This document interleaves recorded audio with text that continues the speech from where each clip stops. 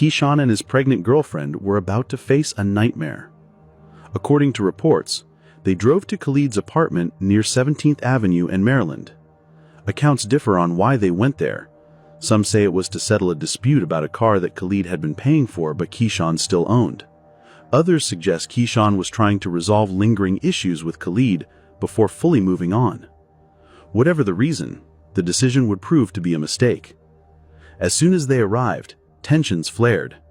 Neighbors would later report hearing raised voices, the kind of heated argument that hinted at unresolved anger.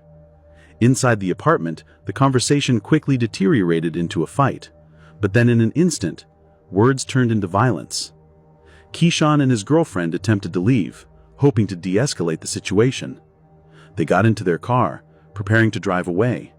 But as the engine started, Khalid would appear, but his hands not empty. He was holding an AK-47 style rifle. Khalid was no stranger to crime. A convicted felon, he wasn't even supposed to have a gun, but that didn't stop him from acquiring an AK-47 style rifle. He raised the weapon and opened fire. Bullets tore through the car in rapid succession, more than 25 rounds. Windows shattered, glass sprayed across the seats, and the car shook under the barrage of fire. One of the bullets struck Keyshawn in the back of the head. His girlfriend, 3 months pregnant with his child, screamed as blood poured onto the seat. She clutched him desperately, trying to shield her unborn child, while watching the man she loved collapse beside her. The scene was chaotic.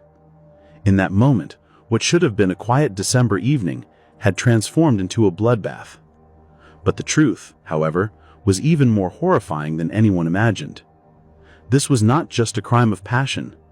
As investigators would soon discover, it was an act of premeditated rage, one that would change the lives of everyone involved, forever. By the time the gunfire stopped, Keyshawn Stewart was slumped in his seat. Khalid stood outside, weapon in hand, his anger unleashed in the most violent way possible. And yet the story was far from over, because what happened after the shooting would not only expose Khalid's deadly obsession, but would also reveal the strength of a woman who refused to be silenced. Phoenix police responded within minutes. The sound of more than 25 gunshots had sent neighbors into panic, and multiple 911 calls flooded in almost simultaneously. By the time officers arrived, the scene was beyond horrifying. A black car sat riddled with bullet holes, its windows shattered and blood staining the interior. Inside, 35-year-old Keyshawn Stewart lay slumped in his driver's seat, his head bleeding from a gunshot wound. His pregnant